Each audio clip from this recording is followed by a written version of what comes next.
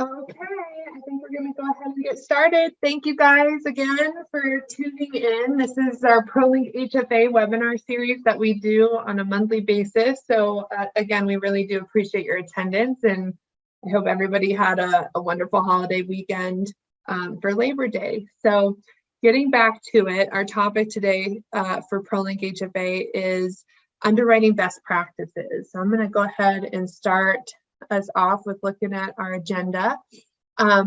First, I'm going to cover some general information. I always start these sessions with a little introduction to ProLink for anybody new joining us. We'll have a business presentation for about 15 minutes and then a software demo for about 20 minutes. The presenters today include myself. I'm Bree Kruger, the EVP for ProLink. I'm joined by Ryan Kim, who's our VP of Sales and Marketing, and then Jim Paris is our sales engineer. So Ryan's going to present our business case. Jim is going to present our demo today.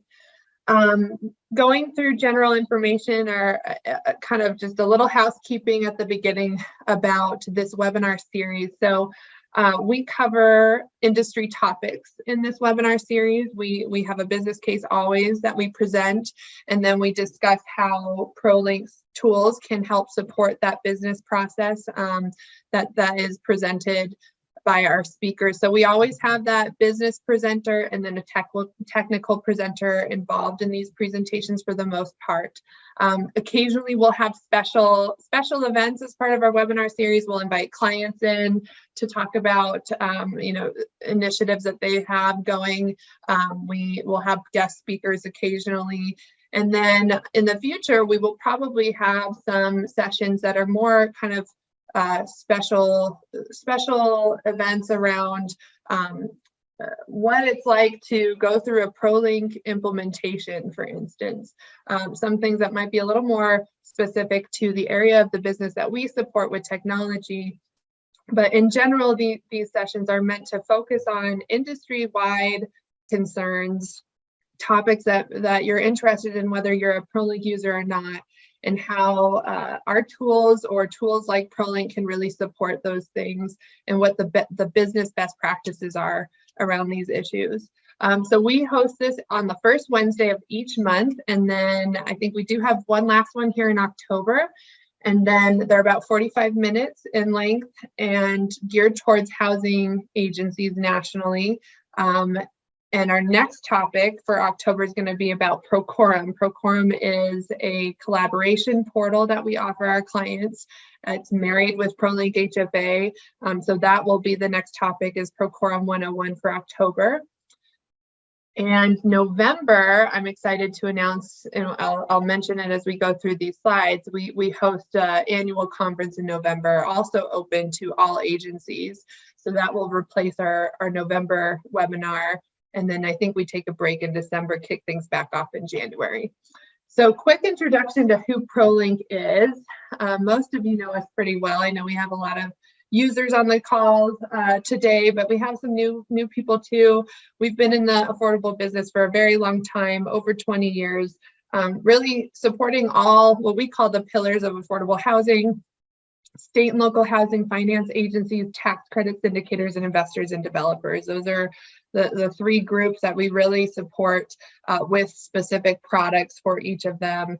And our goal is to provide portfolio-wide management tools that support the full deal life cycle, the full life cycle of your portfolio as you go from origination and development and into asset management and compliance. We want to support you through all of those different phases of your project and be that source of record for you.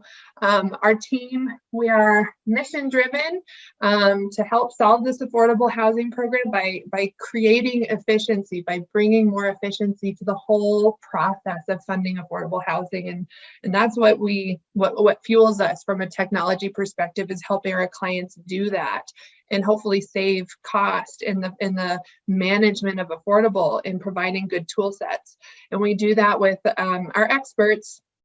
So we have a lot of people who've been with ProLink for a long time, have evolved and grown in the affordable business, and are experts in affordable. And we're technologists. We're full-on software development firm offering products that support business best practices specifically for affordable housing and the programs that we support. This is just a quick summary of kind of our market reach, who we support. We have 15 state housing agencies currently using ProLinkHFA and 2 supportive services agencies. We also support 5 syndicator and investor lender clients with a separate product called ProLink AIM. Industry partnerships is incredibly important to us. It's something that we have really just gotten more and more involved with, especially over recent years with NCSHA and the NAMA XML standard group. As much as we can partner, especially remote, I think that really started to happen even more with us and our partners is trying to support common goals and needs of the industry with our partners even more so. Industry education is another area that we really try to have a presence in. So we host these webinars to support that. We have bi-monthly webinars for our homeowner assistance fund product called ProLink Plus. And then I just mentioned ProLink Tech Live. November 8th and 9th this year is our annual conference that we host. It is heavily training for existing users of ProLink. So we offer beginner through intermediate courses in training during those 2 days, but it is open to both our current clients and other agencies who may not be are using ProLink yet to participate. And it's a really good way to kind of see our tools, see how we present, best practices and recommendations for utilizing the ProLinkHFA software suite. So we're looking forward to that. We also, I know, have a number of guest speakers lined up for that event. So I'm going to stop now, but you will be seeing some announcements coming and registration links coming, I think, in the next couple of weeks, gearing up for that event on November 8th and 9th. So no webinar that month. We're going to do our conference instead, and we hope you register for that.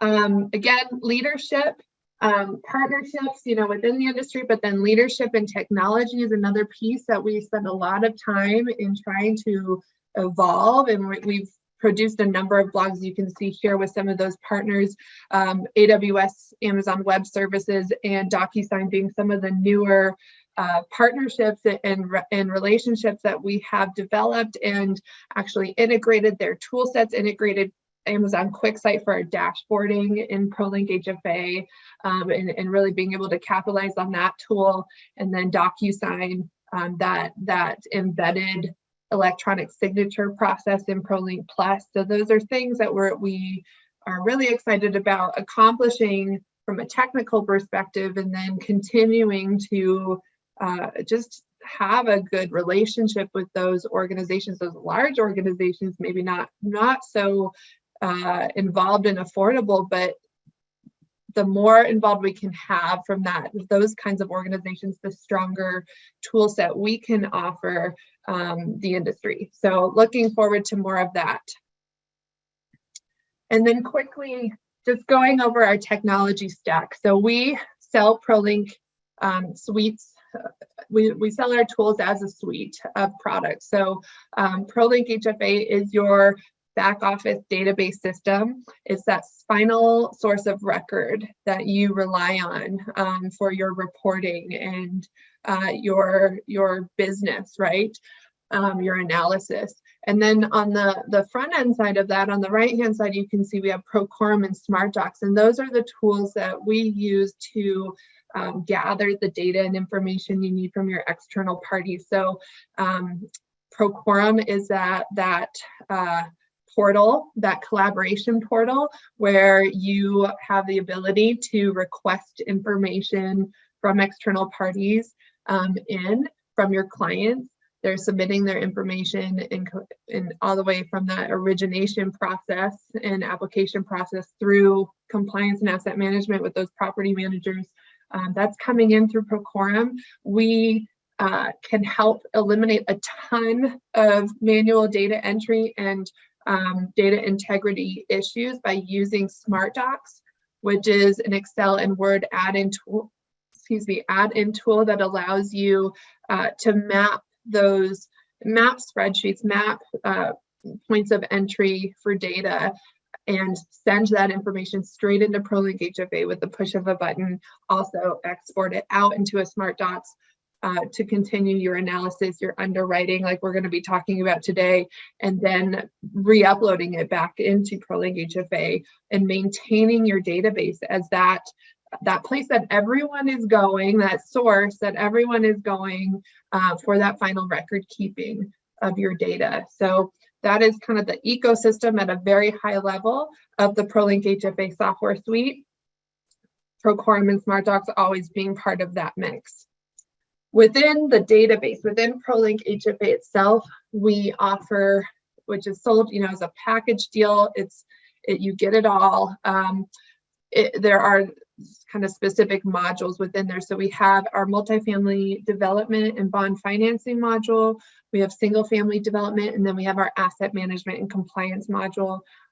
We also have kind of these other pieces, I wouldn't call them modules, but features for supportive services, REO, and Budget Pro as well. Those are other tools, I should say, that are embedded within those modules to support specific programs and needs. Budget Pro being a tool that allows during the construction management phase to submit draw requests and to do that process through ProQuorum with those developers. So a robust and ever-growing tool set within ProLinkHFA.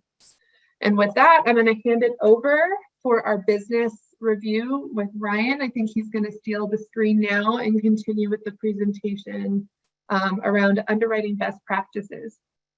All right, thank you, Bree. Thank you everyone for joining. We're here to talk about underwriting best practices today. It is a timely topic for us as we are living in an environment that's changing really fast. So I wanted to share some industry news that I was just reading today. The first one is Wall Street Journal just published an article a couple of days ago in September 3rd about affordable housing projects derailed as developers are struggling to finance their projects. So it talks about things like rising interest rates, we're all aware of, whether you're a homeowner, home buyers, or affordable housing developers and lenders. Inflation, that's happening. We can see it every day. So because of those reasons, developers are having a hard time financing affordable housing. And then on top of that, the supply chain crisis with the materials like lumber, appliances, that's still happening since last year. So we have a quote here from NRP Group, which is a for-profit, well-known developer in our industry of affordable housing. He says, I've been doing this for 18 years. I've never seen this level of uncertainty or this level of complexity to get anything done. So that's just a way of kicking off this webinar. And I'm just gonna post this link for you in the chat so you can check out the entire article. But just talking about the complexity of underwriting affordable housing developments right now, it's getting harder and harder. So we're talking about inflation, we're talking about rising interest rates, but sort of, those are the latest trend. But even before that, we've been dealing with this, putting together capital stack for affordable housing development projects. So I was just looking at Turner Center for Housing Innovation report that came out last year in April. It says, on the whole, the average number of financing sources layered in a LIHTC project has ticked upward in recent years. So these are numbers you're looking at in terms of how many sources it takes to create the capital stack for a development. So if you just focus on 4% LIHTC development, that's new construction, average is 4.2. So you count one tax credit, whether it's a federal or state combined, that'll count toward one. And then there leaves hard debt, so that's 2. And then the other 2.2 will be soft loan. So average, it takes 2 soft loans to be able to make the numbers work for these development projects. Same report from Turner Center. This is just a 9% new construction large family properties in 3 different states.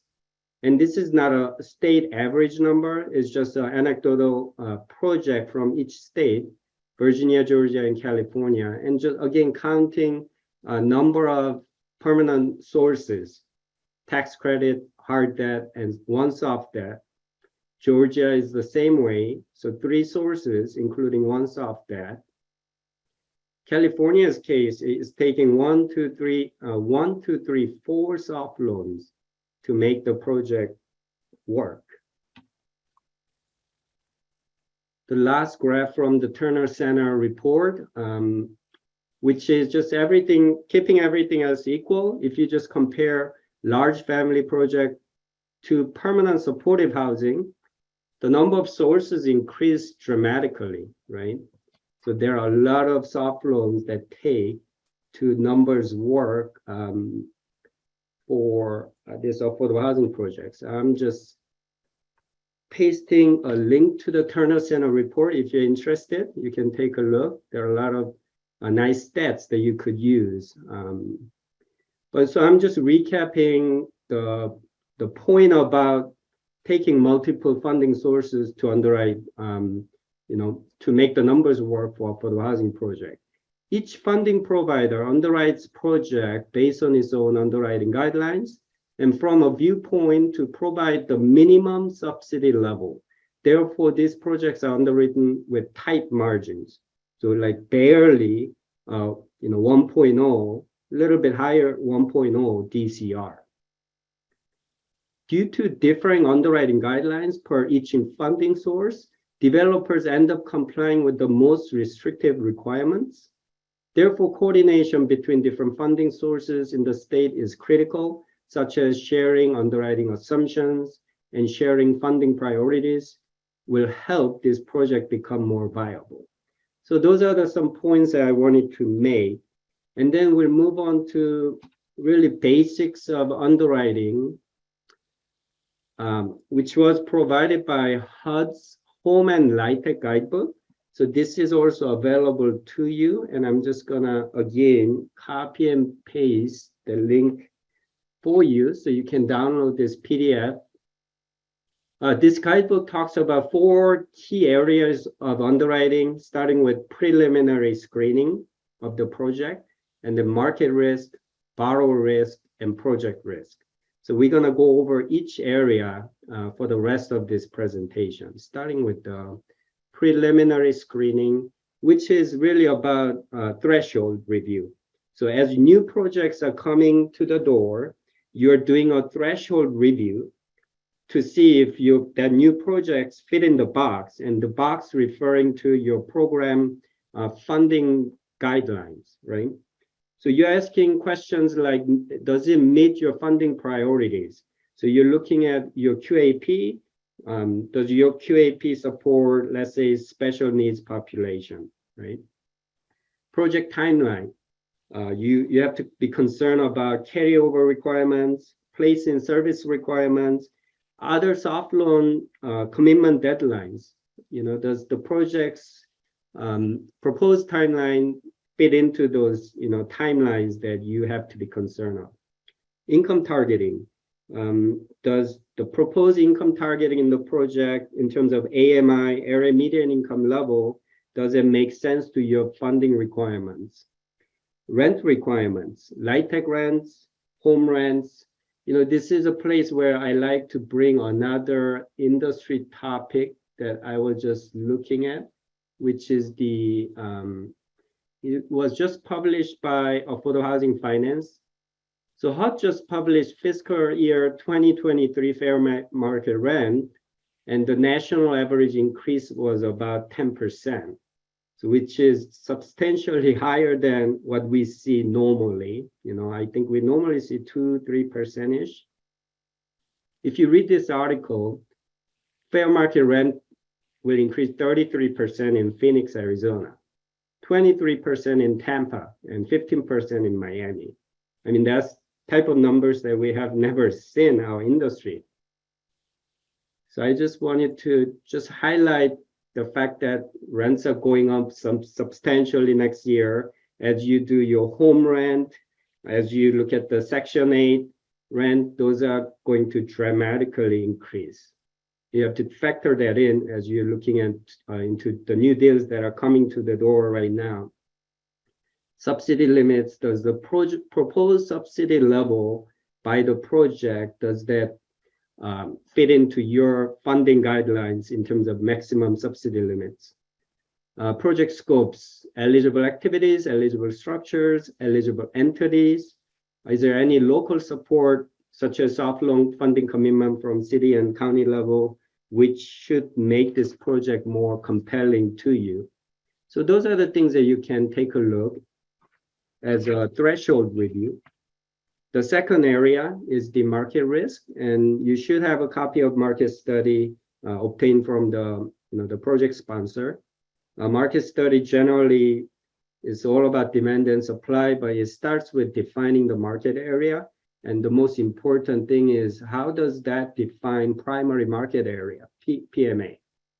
So it's defined as an area of generally comparable population characteristics, limited to 1 or 2 neighborhoods, radius of 2 to 3 miles. So you want to make sure market study is defining the PMA small enough. And once this PMA is defined and is appropriate, the market study will provide information such as population increase, forecasted population increase, employment trends, and unemployment rates. You'll have all those information at your fingertip. If primary market area doesn't generate enough demand, the market study might define secondary market area, which is a much broader area. But this is counting demand from people who are willing to travel, relocate a little bit. So, you could consider probably 90% of demand should come from PMA, but maybe the minority of the demand might come from secondary market area, and you might be able to rely on that. Once market area is defined, you have to start thinking about really supply and demand. So how robust is the development pipeline in the market area? So we're thinking about supply. This is what we'll demo for you after this presentation. But if ProLinkHFA, you have a DAP or TCA module where you'll be able to see the development pipeline in the database to understand the supply in that market area. How well is the existing affordable housing stock performing in the market area? So it's really getting a gauge of demand. What is the occupancy rate? Hopefully it's highly occupied market to show the strong demand for affordable housing products. Standard amenities offered by the existing properties in the market area, just to make sure the proposed deal has all the standard amenities to be able to compete with the existing properties. How is the subsidy level? How is the gap between affordable rents and market rents in the market area? If you're in the urban area, the gap might be big, which means there will be a naturally high demand for affordable housing properties. So you don't have to worry too much. But if you're in a rural area where market rates and affordable rates are very close to each other, your competition broadens, and all of a sudden you have to worry about just regular apartments out there as a potential competition. Part 3 is a borrower capacity assessment. So we're thinking about the sponsor's experience. Have the team members successfully completed similar projects recently, and how are those projects performing? This is something we're going to do a little demo of ProLinkHFA after this presentation. But you have access to all the properties and their performance in ProLinkHFA asset management module. So you have real-time data. You have access to real-time data right there, and you can create a little benchmark and compare against the proposed new deals. Do their recent projects have the same characteristics as a proposed deal in terms of project size, scope, target population, geographic location, right? Some developers might have done just straight up 9%, family apartment deals, and all of a sudden they're proposing, special needs, formerly homeless population, housing. That's very different, and that could be risky, right? Have the team members funded previous project with the mix of different funding sources as they're proposing right now? Have they dealt with these different types of funding sources? And that's going to come into play when this project go into a compliance period, because each funding source comes with the different compliance requirements. Borrow credit assessment. So we're talking about financials. You want to understand their liquidity, net worth, contingent liability. Is the financials audited, not audited?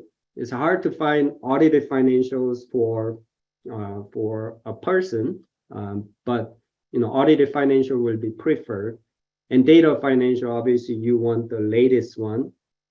And going back to contingent liabilities, we're talking about outstanding guarantee obligations. So sponsors are, have a lot of projects, and they are guaranteeing tax credit guarantees, operating deficit guarantees, all those guarantees. How much of guarantees do you have right now that are outstanding?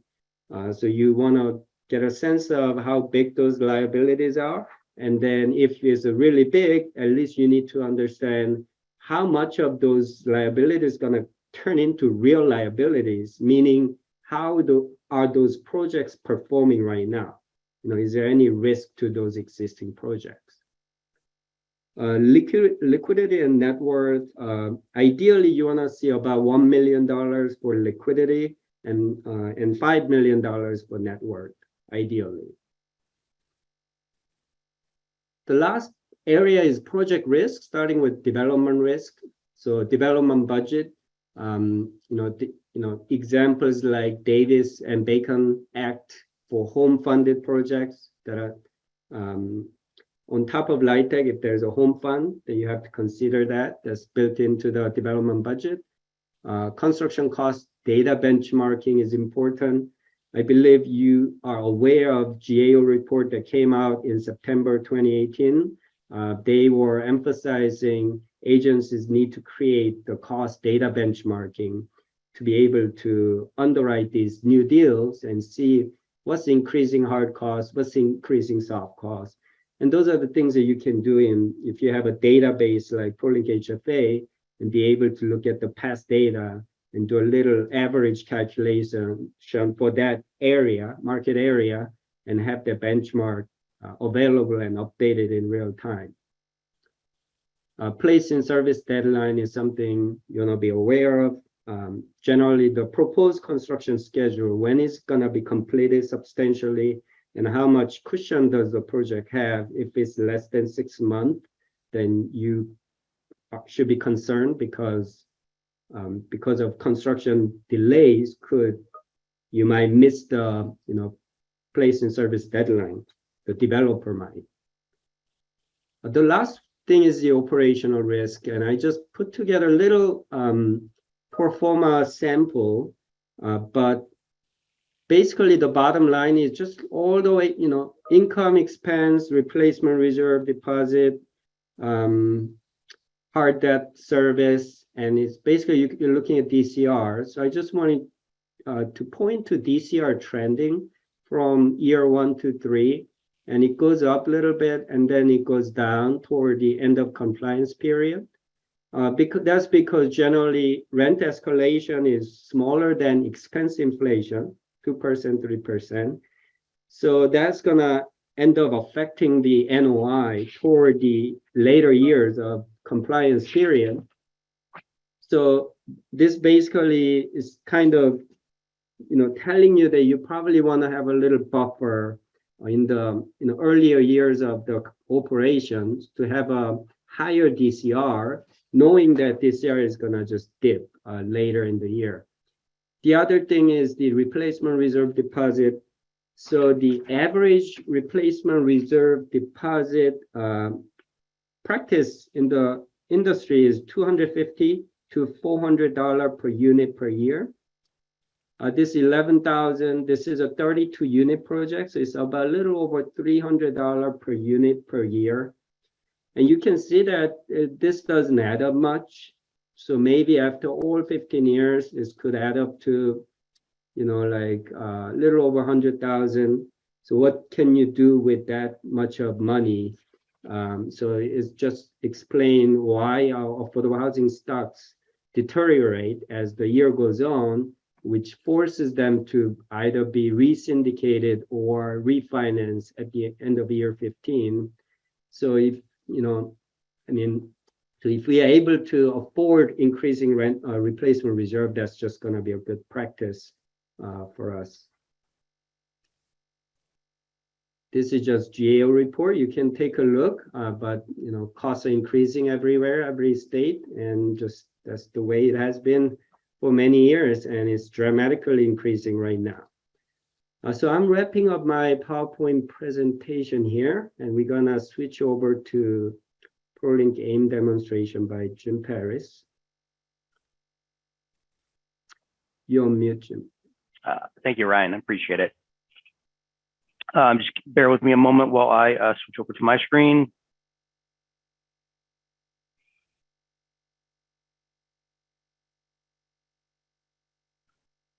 Awesome.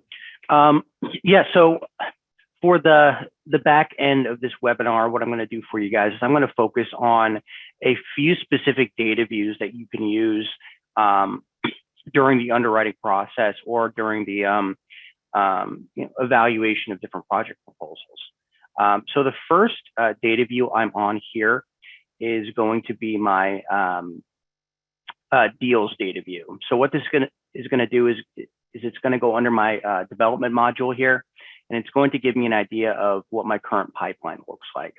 And the reason I might use this is, let's say I'm looking at one project that was proposed and I want to see, hey, are there maybe a bunch of other projects that are being proposed and evaluated right now in the same area? Maybe I want to try to avoid some kind of saturation in a specific county or a specific zip code. So what I've done here is I've built a data view. And one thing, I like to tell people is I've been in the software industry a while before I joined ProLink. And what I will say is one of the things I'm most impressed with and that I like the most about ProLinkHFA here is all the different things that you can do with data views. It's very, very robust. So for those of you who aren't familiar on how to build these data views, it's pretty straightforward. I have my view manager here. And what the view manager allows me to do is select from a pretty large list of columns that reflect the data that has been entered into ProLinkHFA. So here I've just selected a few columns, my deal name, and then county and zip code. So I can go ahead and I can filter by county and make sure, maybe I'm not taking in too many projects in a specific area and kind of saturating a specific area. And then I can go ahead and my filter, I'm just filtering this by intake and pre-pipeline stage. So I'm kind of taking out anything that has moved beyond that. So now what I can do with this data view here is I can turn on this filter grid. And then let's say I want to look at a specific county. I'm going to go to Richmond. I'm going to go ahead and do contains. It's going to show me I do have looks like about 5 different deals in intake in Richmond. So maybe just considering the size of that county, maybe I might not want to take on any more deals within that county because I do already have a lot going on. On the flip side here, let's go to Washington County.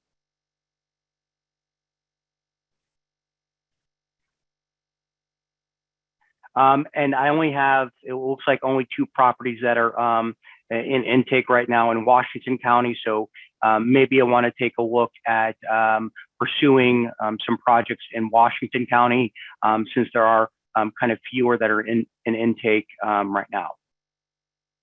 The next data view that I'm going to move on to is going to be under risk assessments.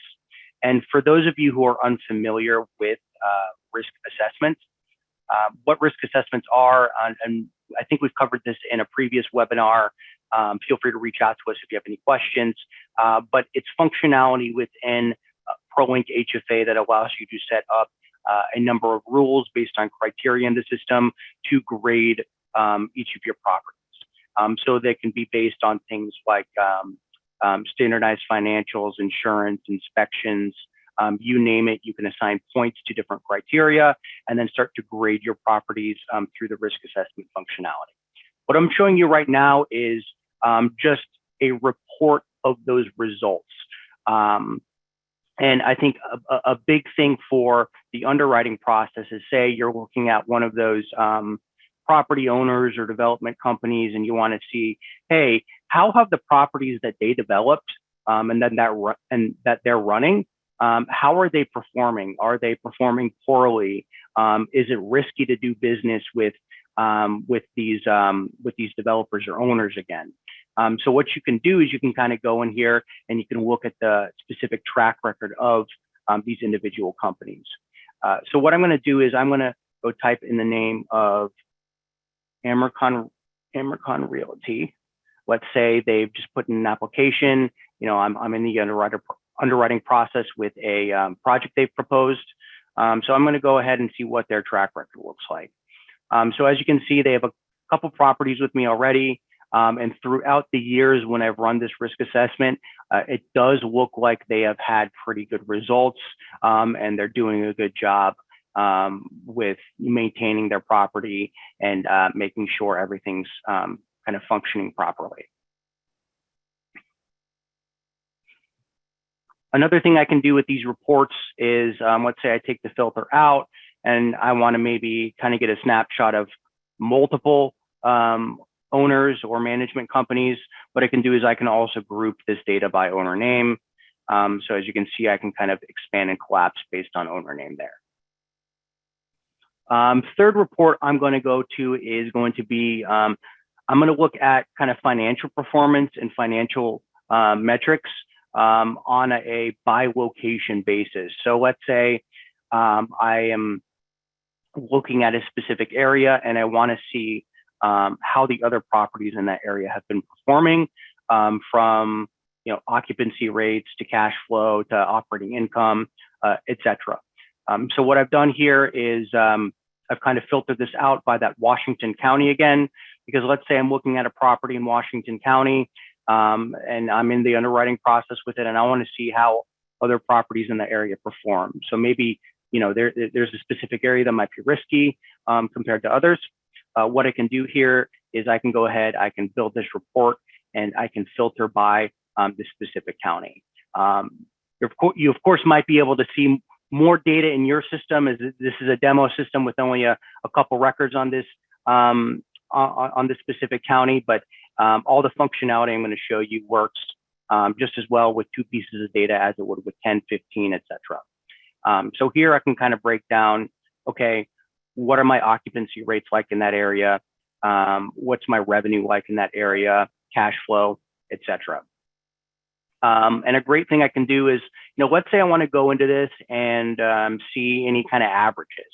So let's say I have a list of 10, 15, maybe it's more than this, and I want to kind of just boil down to, okay, what's my average occupancy rate, or what's my average revenue per unit in this area?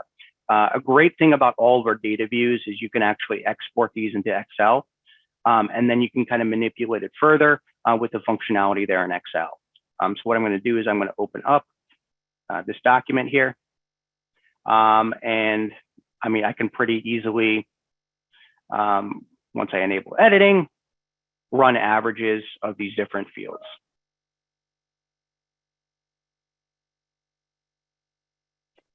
So now I can have my average revenue per unit, cash flow per unit, net operating income, etc.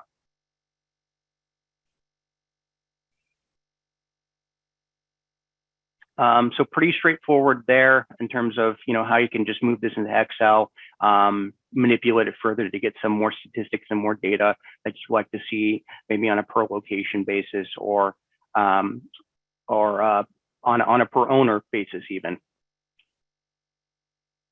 So that's all I had for my portion. I think we're going to open it up for Q&A now. I think I'll pass it off back to Bree here.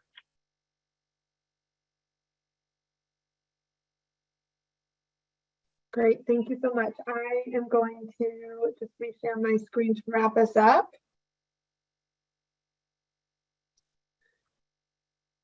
Share. And just reiterate our next event coming up here. So thank you so much, Jim and Ryan, for today. And we see a couple of questions coming through our Q&A.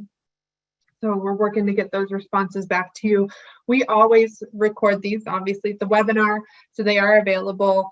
You can find them through our website and YouTube channel after we host these events. And then we follow up with the registration list with any questions asked, whether we answer them live or after the fact. We want to make sure that we get those questions and answers back to you and the rest of the group. So we will certainly do that. ProLinkHFA's next webinar is going to be on Wednesday, October 5th at 3 p.m. Eastern Time, covering ProQuorum 101. So there's a few different areas that we're going to focus on with that. First one being our building blocks of work centers, files, tasks, and roles. We're going to talk about our templates and how to purpose a template for work center so we can quickly build different work center types and replicate those through standardized templates, which really improves your efficiency and standardization as an organization as you invite new people and create new deals within ProQuorum. And then task monitoring is going to be the last topic that we focus on with that session. So that will be October 5th, Wednesday. And I believe that is all we have to announce today. So thank you so much for your attendance. We really appreciate it. Please look for the recording, look for the follow-up, and I believe the registration link is posted for that next webinar. So we'll certainly be sharing that and following up to make sure that we see you there. So have a good one, and thank you very much. Talk to you soon.